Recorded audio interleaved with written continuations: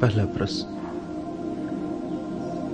विचार की ऊर्जा भाव में कैसे रूपांतरित होती है? चैतन्य कीर्ति। चित्त की दो अवस्थाएं हैं,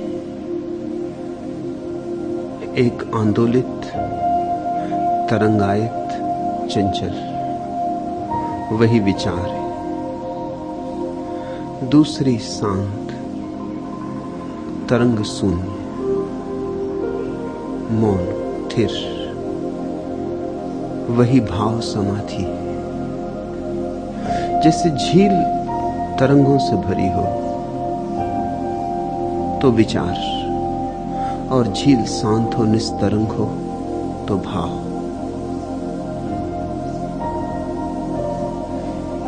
चित्त दोनों अवस्थाओं में हो सकता है। साधारणतः चित्त विचार की अवस्था में, क्योंकि वासना की हवाएं बह रही। झील तरंगित होती है हवाओं के कारण। हवाओं के थपेड़े झील को डमाडोल कर जाते। ऐसे ही चित्त तरंगित होता है वासना की हवाओं के कारण। यह पाऊं, वह पाऊं, ऐसा हो जाऊं, वैसा हो जाऊं। वह जो भीतर निरंतर कुछ होने की, कुछ पाने की तीव्र ज्वाला जल रही है, वही तरंगित करती है। जैसे ही वासना चली जाती, हवाएं बंद हो गई, झील शांत हो गई, भाव संभल गया। इसलिए समस्त ज्ञानियों ने कहा है, वासना को समझ लो, सब समझ में आ जाए। क्योंकि जिसने वासना को समझ लिया, उसने अपने भीतर विक्षिप्तता के पैदा होने का मूल कारण समझ लिया। और जिसे समझ में आ गया मूल कारण, वह उसे फिर सहयोग नहीं देगा। कौन पागल होना चाहता है? कौन विचार की उधेड़बुन आपाधापी में पड़ा रहना चाहता है? कौन झेलना चाहता है रोग विचार का?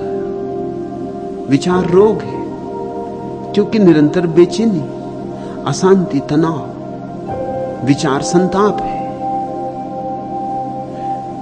विचार के कारण ही तो आनंद नहीं अनुभव हो रहा है। आनंद अनुभव हो जाए उसी क्षण जिस क्षण विचार विदा हो जाए, और विचार तब तक विदा ना होगा जब तक वासना की हवाएं बहती। तुम पूछते हो विचार की ऊर्जा भाव में कैसे रूपांतरित होती? वासना को समझो। तुम जो हो उससे ही राजी हो जाओ, वासना विदा हो गई। तुम जैसे हो उससे ही संतुष्ट हो जाओ, और की मांग ना हो। जो है परम आह्लादकारी है, जैसा है उससे भिन्न होने की कोई आवश्यकता नहीं। तो इसी क्षण देखो कहां गए विचार। भाव संभल गया। धीरे धीरे भाव का रस अनुभव होगा, और जब भाव का रस अनुभव होगा तो कौन विचार में जाना चाहेगा? जिससे फूलों से संबंध जुड़ने लगा, वह फिर कांटों की तलाश नहीं करता। लेकिन ये पूरा समाज, ये भीड़, ये लोग तुम्हारे भीतर वासना को उत्तेजित करते। बचपन से ही वासना की दीक्षा दी जाती, महत्वाकांक्षा सिखाई जाती। बाप भी चाहता है बेटा कुछ हो जाए, धन कमाए, पद कमाए, यश, प्रतिष्ठा, घर का नाम, कुल का नाम उजागर करे। पकड़ाई तुमने वासना। छोटे छोटे बच्चे जिन्हें हम स्कूल भेजते, हम वासना की दीक्षा लेने भेज रहे हैं। 25 वर्ष, जीवन का 1/3 हिस्सा हम लोगों को महत्वाकांक्षा सिखाते, कैसे तुम प्रथम हो जाओ, कैसे दूसरों को पीछे छोड़ दो, चाहे कुछ भी कीमत चुकानी पड़े, चाहे जीवन ही खो जाए इस दौड़ में, मगर दौड़ के आगे हो जाना। मरना तो आगे जाके मरना, पीछे मत रह जाना। जीसस के वचन पर विचार करो, धन्य भागी हैं वे जो अंतिम है। क्योंकि वे ही मेरे प्रभु के राज्य में प्रथम होंगे, और जो प्रथम हैं वे अंतिम पड़ जाएंगे। महत्वाकांक्षी प्रभु के राज्य से जुड़ेगा कैसे? उसने तो नरक से अपना नाता बना लिया। फिर जीवन भर की आपाधापी के बाद, न मालूम कितने घाटों का गंदा पानी पीने के बाद, न मालूम कितने रास्तों की धूल धमास से लग जाने के बाद, जब जिंदगी का सूरज अस्त होने लगता है और जब लगता है कि हाथ कुछ लगा नहीं, खाली के खाली रह गए, दौड़े बहुत पहुंचे नहीं कहीं, तब पश्चाताप घेरता है। तब मन सोचता है अब समाधि कैसे पाले, अब परमात्मा को कैसे पाले। और फिर तुम्हें मन ने धोखा दिया, वही पाने की भाषा। अब तुम्हें नई महत्वाकांक्षा पकड़ी। इस महत्वाकांक्षा का रूप भर धार्मिक है, ढंग भर धार्मिक है, इसकी आत्मा तो वही की वही है। तुम चाहे धन चाहो, चाहे धर्म, पद चाहो, चाहे परमात्मा, जब तक चाह है तब तक हवाएं बहती रहेंगी और चित्त तरंगित होता रहेगा। जो धन चाहता है उसके चित्त में धन के विचार उठते हैं, जो परमात्मा चाहता है उसके मन में परमात्मा के विचार होते, लेकिन विचार तो जारी रहेंगे। इससे क्या फर्क पड़ता है कि विचार किसके हैं, धन के हैं कि धर्म के हैं? धार्मिक विचार हो कि अधार्मिक विचार हो, विचार विचार है, और जहां विचार है वहां अशांति है। इसलिए मैं तुम्हें धार्मिक विचार नहीं सिखा रहा हूं, मैं तुम्हें निर्विचार की दीक्षा दे रहा हूं। आमतौर से यही चल रहा है मंदिर मस्जिदों में।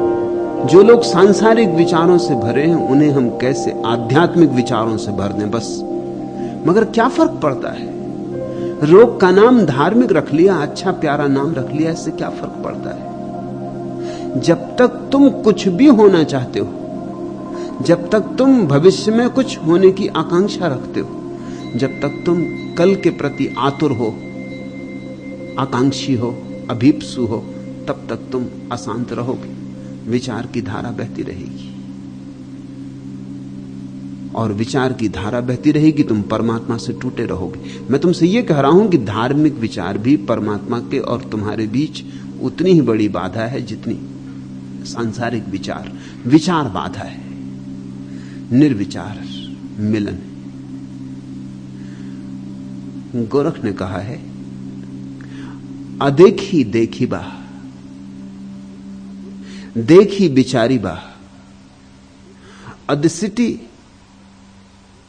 राखी बा चिया, पाताल की गंगा ब्रह्मंड चढ़ाई बा, तहां बिमल बिमल जल पिया। जो नहीं दिखाई पड़ता उसे देखना है तो साधारण आंखें काम ना दे सकेंगी। जो नहीं विचार में आता उसका अनुभव करना है तो विचार की प्रक्रिया शांत ना दे सकेगी। अदेखी देखी बा, जो दिखाई नहीं पड़ता उसे देखना है तो आंख बंद करके देखना होगा।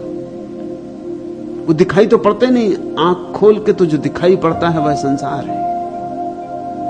अदेखी देखी बा, देखी बिचारी बा, फिर उसे देख के नहीं रह जाना है, उसे देखकर अपने अंतरतम में प्रविष्ट कराना है, उसे सूझना है, बूझना है। तो जो दिखाई पड़ जाए उतने से ही काम हल नहीं हो जाता। जो झलक मिल जाए वह हमारी आत्म अवस्था में सम्मिलित हो जानी चाहिए। जो झलक मिले वो बिजली की कौंध जैसी ना हो कि आई और गई। हमारे भीतर जलते हुए एक शाश्वत दिए की भांति हो जिसका प्रकाश बना ही रहे, बना ही रहे। अदिसिट राखी बाचिया, वह जो अदृश्य है उसमें अपने चित्त को डुबाना है और अपने चित्त में अदृश्य को संभालना है। पाताल की गंगा ब्रह्मांड चढ़ाई भा, और वो जो ऊर्जा की गंगा है जो नीचे की तरफ बही जा रही, वासना में, कामना में, महत्वाकांक्षा में, जो संसार की तरफ प्रवाहित है। पाताल की गंगा ब्रह्मण चढ़ाईवा, वह जो नीचे की तरफ जा रही, पाताल की तरफ, नरक की तरफ, उसे ऊपर की तरफ ले जाना है, उसे ऊर्ध्व गमन देना है। तहां बिमल बिमल जल पिया, और एक बार तुम चढ़ने लगे ऊपर की तरफ, ऊर्ध्वगामी हुए, ऊर्ध्व रेतस, कि फिर खूब बिमल रस, फिर अमृत रस को पियो। परमात्मा को बैठ जाने दो हृदय में, तुम बैठ जाओ परमात्मा के हृदय में, फिर पियो खूब अमृत रस। परमात्मा हृदय में बैठता ही तब है जब चित्त निस्तरंग होता है। ऐसा ही समझो, झील है, पूर्णिमा की रात है, आकाश में बड़ा प्यारा चांद है, बड़ा सुंदर समय है, लेकिन झील तरंगित है, तो चांद का प्रतिबिंब झील में नहीं बैठ पाता, टूट टूट जाता है, बिखर बिखर जाता है, बनाओ बनाओ और बिखर जाता है। पूरे झील पर चांद के टुकड़े टुकड़े फैल जाते हैं, चांदी फैल जाती है झील पर, मगर चांद का प्रतिबिंब नहीं बन पाता। फिर झील शांत हो गई, हवाएं अब नहीं बहती, अब सन्नाटा है, अब झील ध्यान मग्न हो गई, अब झील समाधिस्थ हो गई, अब चांद का प्रतिबिंब बनता है, अब चांद पूरा का पूरा झील में बैठ गया। ऐसी ही घटना घटती है। परमात्मा तो चारों तरफ मौजूद है, पूर्णिमा तो है ही, क्योंकि परमात्मा एक क्षण को भी अनुपस्थित नहीं हो रहा है, पूरा चांद निकला ही हुआ है, सिर्फ तुम्हारे चित्त की झील तरंगित है, तो तुम्हारे भीतर परमात्मा का प्रतिबिंब नहीं बन पाता, तुम उसे अपने भीतर नहीं संभाल पाते, वह तुम्हारे गर्भ में प्रविष्ट नहीं हो पाता, टूट टूट जाता है, बिखर बिखर जाता है, पारे की तरह छिटक छिटक जाता है। जितनी मुट्ठी बांधते हो उतनी मुश्किल होती जाती। भाव की अवस्था का अर्थ होता है चित्त निर्मल हुआ, शांत हुआ, अब नहीं बहती वासना की तरंगे, अब न कुछ पाना है न कुछ होना है, बैठ रहे चुप मौन। इस विश्राम की अवस्था में तत्क्षण जो मौजूद था वो भीतर झलकने लगता है। चांद बाहर ही नहीं होता, फिर चांद भीतर भी आ जाता है, और तब पियो खूब बिमल बिमल रस पिया। यहां ही आछे यहां ही अलोप, यहां ही रचिले तीन त्रिलोक, आछे संगे रहे जुबा, ता कारणी अनंत सिद्धा जोगेश्वर हुआ। गोरख कहते हैं अनंत साधकों ने, खोजने वालों ने इस तरह सिद्धि पाई, इस तरह सिद्ध योगेश्वर हुए। किस तरह? यहां ही आछे यहां ही अलोप, जिसे तुम खोज रहे हो वो यहीं छिपा है। कहां जाते हो? यहां ही आछे यहां ही अलोप, वो जिसे तुम खोजने दूर दूर की यात्रा करते हो, काशी और कैलाश,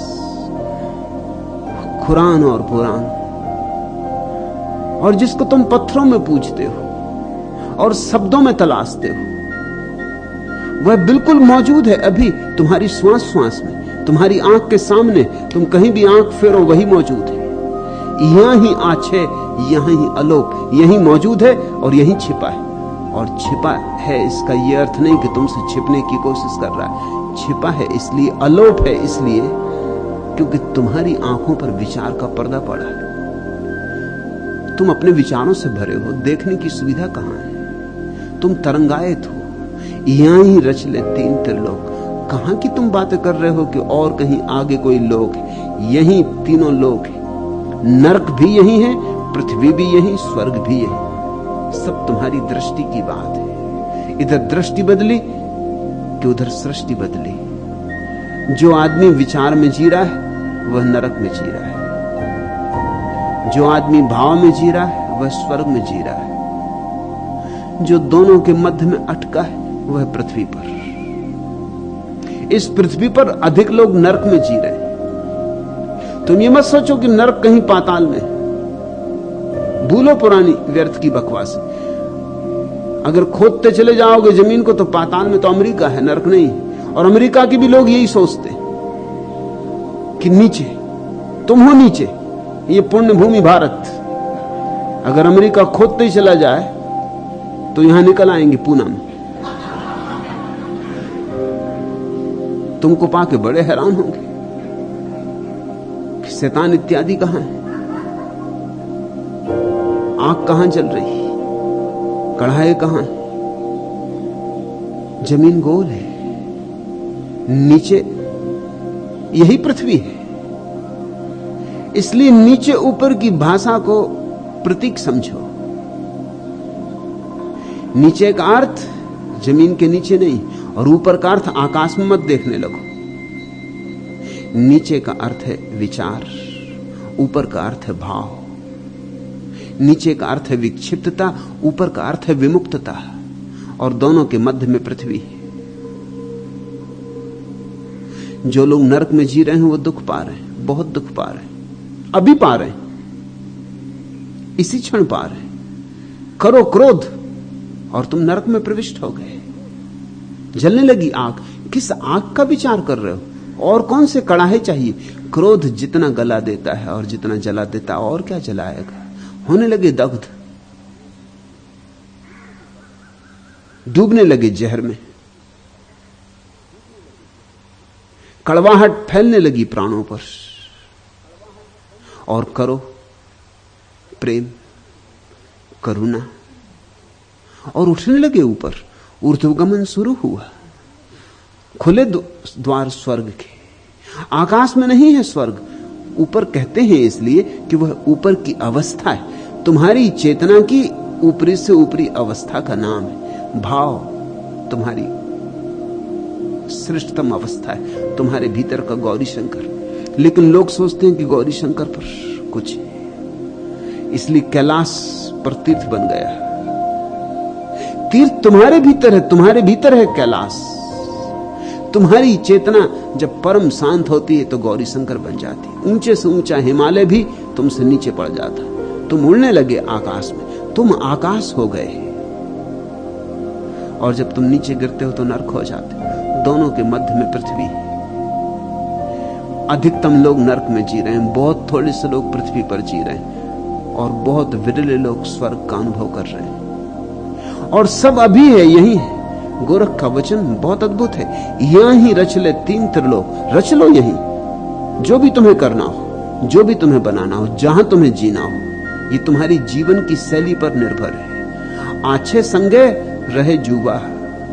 यही तुम्हारे भीतर, तुम्हारे शून्य में सब छिपा है। तुम्हारे सहस्त्रार में सब छिपा है। यही आलोकों का आलोक छिपा है, प्रकाशों का प्रकाश। इसी शून्य में परमात्मा विराजमान है। इसमें जो डूबा वह सिद्ध हुआ, योगेश्वर हुआ। आछे संगे रहे जुबा। अपने ही भीतर के शून्य से संबंध बना लो। ता कारण ही अनंत सिद्धा जोगेश्वर हुआ। और उतने ही कारण से, बस उतने ही कारण से, अपने शून्य से संबंध बना लेने से अनेक अनेक लोग योग की परम अवस्था निर्विकल्प समाधि को उपलब्ध हो गए। भक्त उसी को भाव समाधि कहते हैं।